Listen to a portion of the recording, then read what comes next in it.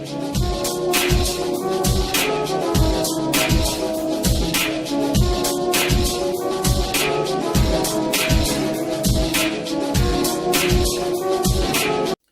up, everybody? Dark Cosmic here, back with another astrology video. Today, I would like to talk about having your Mars in the second house. So what is it like for individuals to have this placement?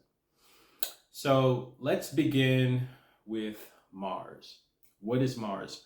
Mars is the intentions, the willpower, the motivation, and the passion of an individual. Mars is also intricately intertwined with a male's energy, if you will. It's a male's identity. So Mars is very important in a male's chart, more so than it is in a female's chart. In a female's chart, it is her Venus that is very important because she's led by feelings more than anything. Women are more led by their emotions than men are.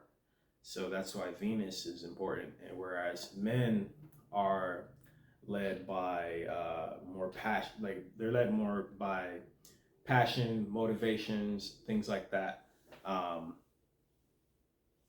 So Mars represents the younger male within all men. So you can take a look at the man's Mars and you can figure out who they were when they were younger. Also, their more immature behaviors will come from Mars rather than their sun sign. A lot of times you'll understand a man better if you understand their Mars rather than their sun. So with that being said, let's begin to blend these two together. So Mars in the second house. So this is like having Mars in Taurus. Not exactly, but it's similar to it. So it's going to have similar themes to Mars in Taurus. So this is a more slow moving Mars. This is a Mars that is more about stability, more about finances. So when these men were younger, men with this placement, with this Mars, when they were younger, they were more about finances. They were more about slow and steady wins the race. You know, their motivations weren't so quick. Like they weren't the fastest to get into a fight. You know, they weren't extremely hot-headed individuals. I'm not saying that these people, Mars and Taurus people, didn't get into any fights, but they were the slowest to get into it. It took a lot for them to get in a fight versus somebody else. Now, this can change if they have Mars in the second house, but it's a Mars in Aries, you know? Pardon me. If they have Mars in Aries, Mars in Aries in the second house, then, you know, that's a more fiery Mars. So they're more inclined to be quicker to anger. So, but if it's just, you know, let's say a slower moving energy, Mars in Capricorn maybe, and then also Mars in the second house, this is a really chill person. That doesn't mean that they can't be into fighting. They could be a fighter. It's just they're more laid back in general. They have a grip. They got a good grip with their passions and motivations. They know like if they're hunting for something, they know when to strike. You know, they're not like, oh, I'm hungry now, let me go kill it. Fuck it. I don't care if it runs away, you know? They're like, no, right now is perfect. And then they strike, you know?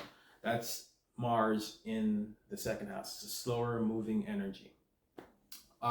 These men are more motivated.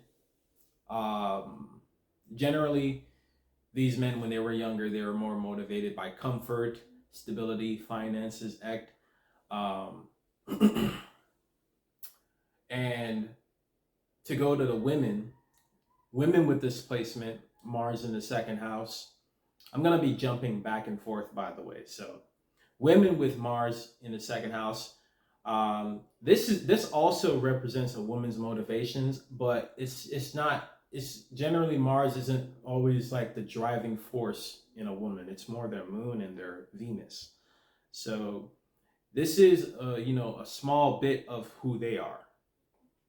But it's also, women with Mars and Taurus, they also are motivated by money, motivated by longevity, motivated by stability, etc. These women tend to be slower to anger as well, because Mars represents anger. So, and most of all, these women with Mars and Taurus tend to be attracted to men with the Taurus qualities. And it also represents the man that they probably would have went after in their youth, because they weren't wise. And it represents like that bad boy, that man that they are passionately involved with, but they know is more than likely not good for them, because this is Mars is a young man energy. This isn't a grown man energy. The sun is the grown man energy, and then Jupiter is like the really grown man energy, or grandfather type energy. This is like the man that is his oldest, and wisest state. He is more of a Jupiter energy. So these women were attracted to, Taurus type energy, and they probably got burnt by that energy a lot of times. Or they could be deeply involved with those type of men till this day, and it's fine. But for the most part, that tends to not be the energy that lasts the longest in relationships. If women are going towards their men that are associated with their Mars, those relationships don't tend to last, because Mars is very quick. Mars is very, very passionate. Even though these women are drawn to that energy, this is a quick, passionate energy, and it's a really selfish energy too. So these men that they might encounter might have been these Taurus type men, not Taurus sun, Taurus type, meaning men that are about business, finance, slow moving, stubborn. Those men that these women probably dealt with were probably the most selfish and the most difficult to deal with. But for some reason it was a thrill to be with them, and so it could have been like the toxic relationship that they were in, So women should always look at their Mars sign to figure out, what toxic relationship they had. Probably was their Mars sign, more than likely. So now let's talk about the placement in general. Forget about male or female. Let's talk about it in general. So people with Mars in the second house, like I said, motivated by money, motivated by stability, motivated by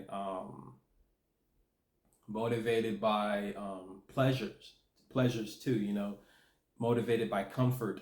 And when I say comfort, I don't mean comfort in the way of like afraid of life, more motivated by the things that money can buy that bring you comfort, like motivated by, a house because it could protect me from a storm, but, motivated in a way where they want to have the money to get a house. It's different. It's a different way of seeing it.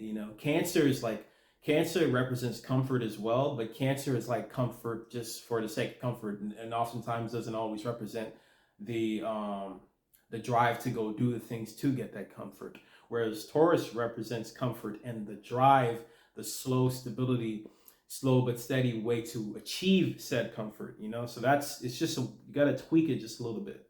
It's really subtle. But those two signs, Taurus and Cancer, have a lot in common because they love comfort. It's just one is more, I'm going to slowly get that. Every day I'm going to stack this dollar. Whereas Cancer's is more like, I just don't feel like it. Why is life so difficult? And the next day they're like, okay, today I feel like it. Next day I don't feel like it. It's like they're ruled by their emotions a lot more than Taurus would be. So Taurus will achieve that comfort a lot faster than Cancer if Cancer's not aware of their power. But a Cancer that's aware of their power, because Cancer rules the moon. This is a side note. Cancer rules the moon.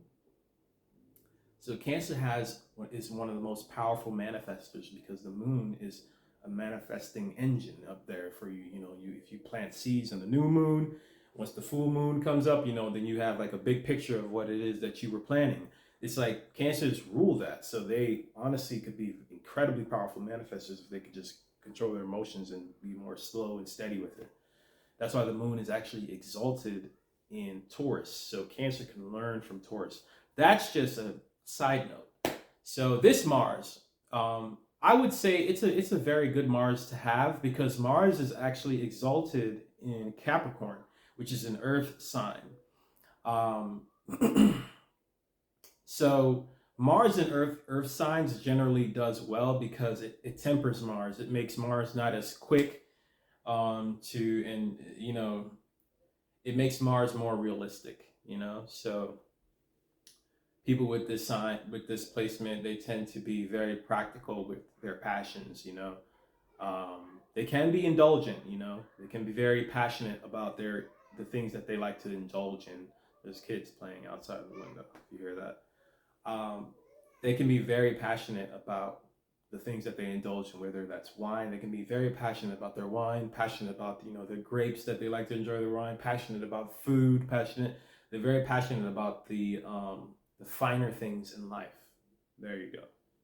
And passionate about acquiring those things, and passionate about having the finances to be able to acquire those things too. One more thing about the female and male dynamic. Men with this placement in their youth, they might have been thought of as extremely stubborn men. As they got older, though, they evolved more into their sun sign, whatever sun sign they are. They evolved more into that nature. Why I say the sun. The sun is the father. Mars is actually, even though the sun says son, like child, it really is the father. And then Mars is the son of the sun, if that makes sense. Mars is meant to follow the orders of the sun. Mars is meant to leave the legacy of the sun. So this is the connection between Mars and the sun.